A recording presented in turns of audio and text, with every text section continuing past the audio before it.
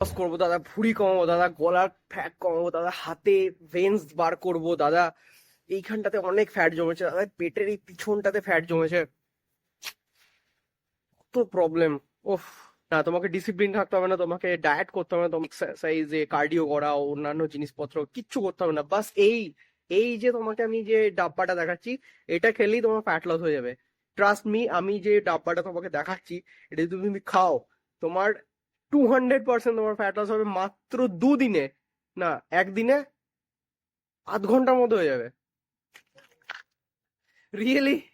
মানুষের এখন এই মানে দুর্গাপুজো আসলে পরেই মানুষের মনে হয় যে আরে এবার আমাকে ভুঁড়ি কমাতে হবে, এবার আমাকে ফ্যাট লস করতে হবে, আমাকে হেলথের ওপর নজর, কেননা জামা প্যান্ট ফিটিংস আসতে হবে, তাই না? এটা মনে হয় আগে ছিল, এখন 1 সপ্তাহ আগে, এখন হয়ে গেছে 2 মাস আগে। তো এরকম যদি তোমার চিন্তা ভাবনা থাকে, হাত জোর করে বলছি কিচ্ছু করতে হবে না। যেমন আছো ভালো আছো, বিন্দাস আছো বস। যদি ভালো করে ফিটনেস ফলো করতে হয় তাহলে চলো দেখা যাক। তো ফ্যাট লস অথবা বডি রিকম্পোজিশন এটা কি হয়? গায়ের মাখে না মাথায় দেয় না কি করে? অলমোস্ট 90% লোকে যারা এই ভিডিওটা দেখছে অথবা সবাই জানে যে ফ্যাট লস মানে হচ্ছে যে বডি থেকে ফ্যাট পার্সেন্টেজ কমানো। কিন্তু কিছু কিছু মানুষের ভুল ধারণা আছে যে বডি থেকে যদি ওয়েট কমে যায়, আমার ধরো 50 কেজি ওয়েট আছে, সেটা যদি আমার 45 কেজিতেও চলে আসে, তাহলেই সেটা ফ্যাট লস হচ্ছে। কম কম খায়, কম কম খাবার খায়, যেটা সম্পূর্ণ ভুল, যেটা আনহেলদি একটা প্রসেস। তো এই ভিডিওর মাধ্যমে তোমাকে সম্পূর্ণ একটা আইডিয়া দেবো যে তুমি তোমার ফ্যাট লস জার্নি খুবই ভালোভাবে এবং হেলদি ওয়েতে কি করে করবে। তো এইগুলো বলার আগে আমি তোমাদের কিছু ছবি দেখাতে চাই, এখান থেকে এখান অবধি।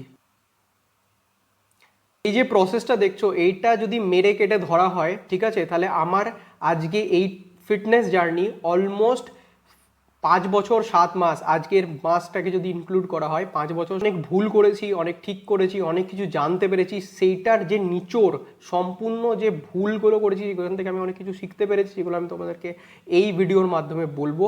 এবং এই ফ্যাট লস জার্নিটা তোমাদের কাছে অনেক ইজি হবে, তোমরা ফ্যাট লসও করবে, তার সাথে সাথে মাসেল গেইনও করবে। অনেকজন ভাবে যে বডি থেকে ফ্যাট লস করার পরে তাদের মাসেল ঝুলে, মানে বডি থেকে কেমন একটা দুর্বল লাগে দেখতে, মনে হয় যে অনেকদিন খাইনি, কেমন একটা শুকনো শুকনো লাগে, কিন্তু অ্যাকচুয়ালি নয়।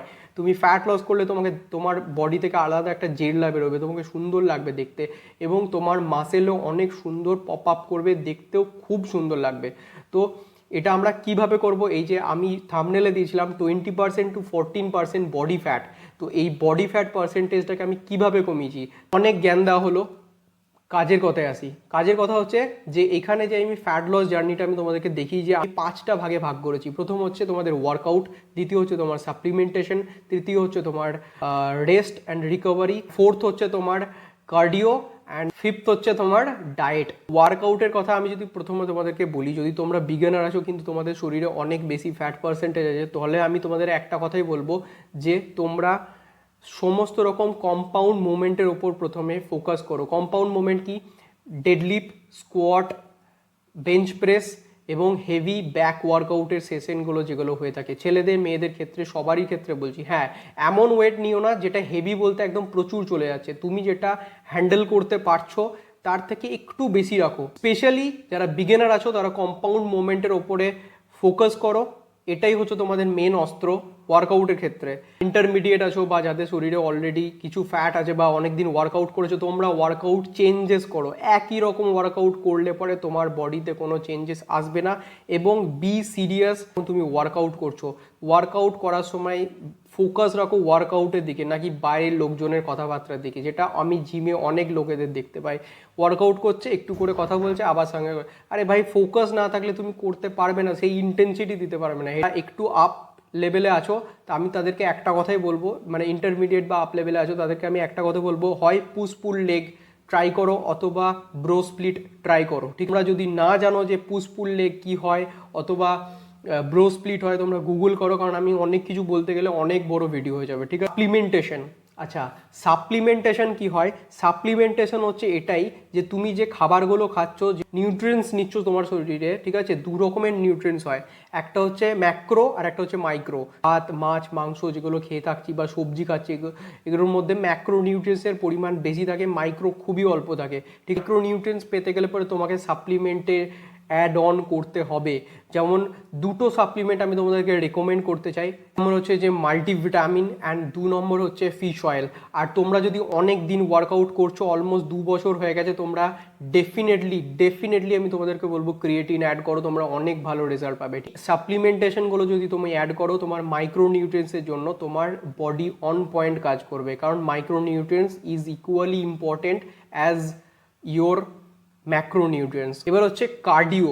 অনেক মানুষের ভুল ভাল চিন্তা ভাবনা আছে যে কার্ডিও মানে হচ্ছে যে কার্ডিওর জন্য আলাদা করে দিন রাখবো। তুমি যদি ফ্যাট লস করো বা মাসেল রিকম্পোজিশন করো, তোমাকে এভরিডে 5,000 স্টেপ করে প্রত্যেক দিন হাঁটা উচিত। কারণ দেখো, যে কোনো প্রসেসে প্রত্যেক দিনের যে কাজটা তুমি করছো না, সেটা মান্থ এন্ডে গিয়ে তুমি সেই রেজাল্টটা পাবে। কিন্তু তুমি যদি প্রত্যেক দিন সমান অনুপাতে সেই কাজটা করতে পারো, ঠিক আছে, তাহলে তোমার বডিটা অনেক ভালো রেসপন্স করবে, অনেক বেশি এক্সট্রা তুমি ক্যালোরি বার্ন করছো। সেই ক্ষেত্রে কার্ডিও প্রত্যেক দিন করা উচিত। ওয়ার্কআউট আর কার্ডিওর মধ্যে 5 ঘন্টার যেন গ্যাপ থাকে, ঠিক আছে, এটা খুবই ইম্পর্টেন্ট।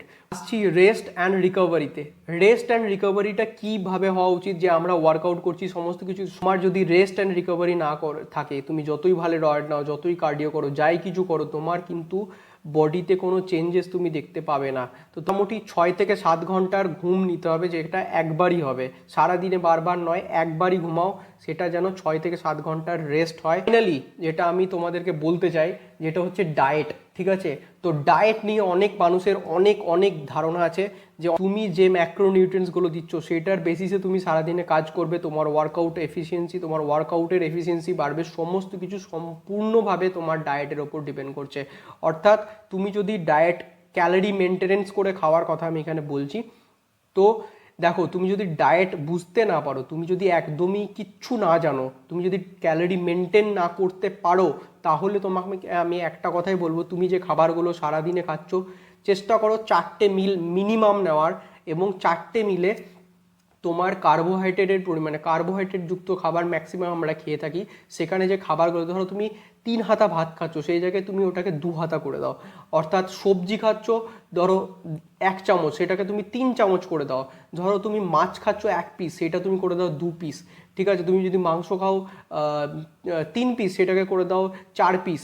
মানে তোমাকে এখানে বেসিক উত্তর হচ্ছে low carbs, high in fibre, high in protein, এবং তোমাকে এই খাবারটা খেতে হবে। বডিও রিকম্পোজিশন করতে পারবে এবং তার সাথে সাথে প্রপার রেজাল্ট পাবে, তোমার ফ্যাট লসও হবে, তোমার মাসেলও গেন হবে, ঠিক আছে।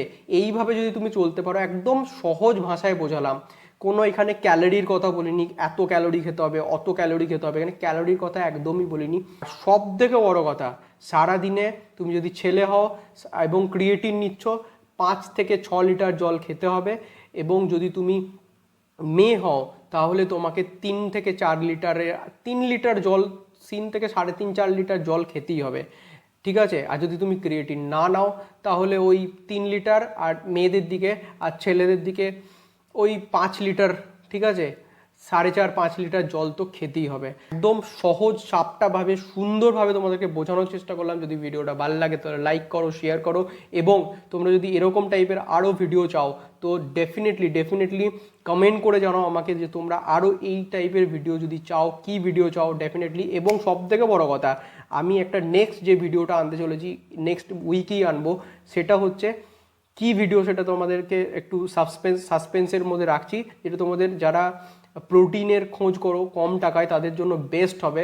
তো সেটার জন্য স্টে টিউন, অ্যান্ড ডেফিনেটলি দেখা হচ্ছে পরের দিন আরও অনেক ভালো ভাইবসের সাথে এবং ভালো চিন্তাভাবনার সঙ্গে। ততদিন ভালো থাকো, সুস্থ থাকো, থ্যাংক ইউ।